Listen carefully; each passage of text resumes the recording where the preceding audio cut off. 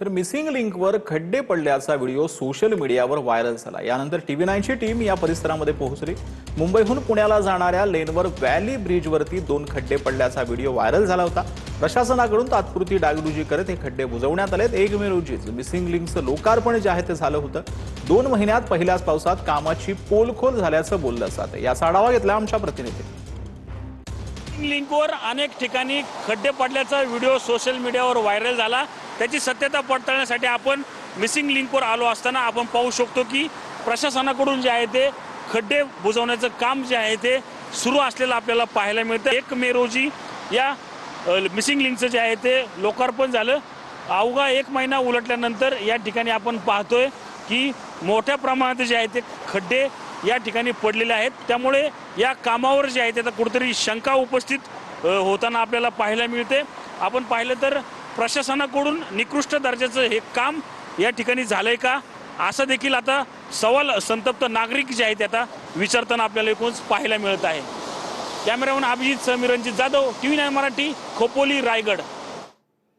तर sting red boule यांना 30 जून पूर्वीच नोटीस काढल्या आहेत असं तुकाराम मुंडेंनी। एनर्जी ड्रिंक असं त्यावर लिहिता येणार नाही असं तुकाराम मुंडेंनी म्हटलंय।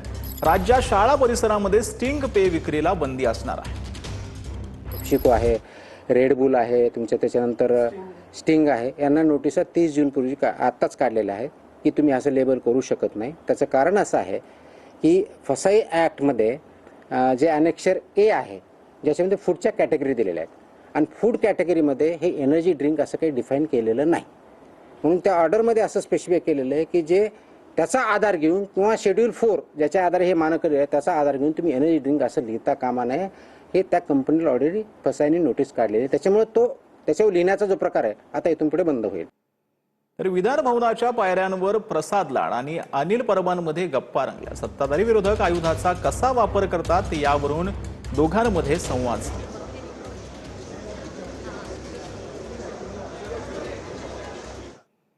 तर सासवड शहराच्या सर्वांगीण विकासाला गती देण्यासाठी विकास आराखडा तयार करण्याचे मुख्यमंत्री देवेंद्र फडणवीस यांनी आदेश दिलेत। आमदार विजय शिवतार यांची माहिती आहे। संत सोपानदेव महाराजांच्या 750व्या संजीवन समाधी वर्षानिमित्त शहराचा सर्वांगीण विकास होणार आहे। सासवड येथील संत सोपानदेव महाराज यांच्या संजीवन समाधीचा 750 वर्ष ही 2028 मध्ये पूर्ण होते आणि या निमित्ताने मला ती कल्पना सुचली आणि मुख्यमंत्री महोदयांना आज मी भेटून जेजुरीच्या धर्तीवरच सासवड शहरातील सोपानदेव मंदिरांचा विकास आराखडा, शहराचा विकास आराखडा एकत्रितपणे करावा अशी मी त्यांना विनंती केली। त्यांना पत्र दिलं आणि निश्चितपणे त्यांनी विभागीय आयुक्तांना 2 महिन्याच्या आत विकास आराखडा सादर करावा अशा प्रकारचे निर्देश दिलेले आहेत।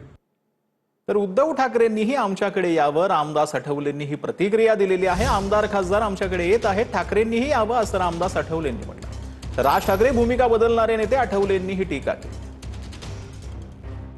आता हेच आहे की जर आता एवढे सगळे खासदार आमदार जर इकडे आमच्याकडे येत आहे तर उद्धव ठाकरे यांनी तिकडे राहून काही उपयोग नाही। उद्धव ठाकरे यांनी सुद्धा आमच्याकडे आलं पाहिजे। दरवाजे आमच्यासाठी खुले आहेत। आता राज ठाकरे हे आरोप करण्यामध्ये एक्सपर्ट आहेत। आता राज ठाकरेंना आमदार निवडून आणता येत नाही आहेत, पण आता दुसरे आमदार जे फुटतायत असतं ते त्यांचं जे म्हणणं आहे ते फुटत नाही आहे, ते स्वतः येता येते। त्यांना असं वाटतंय की आता आपल्या मतदारसंघाचा विकास करायचा असेल तर सत्ताधारी पक्षासोबतच जायला पाहिजे आणि विरोधी पक्षाने सत्ता कधी येईल याची शाश्वती नाही।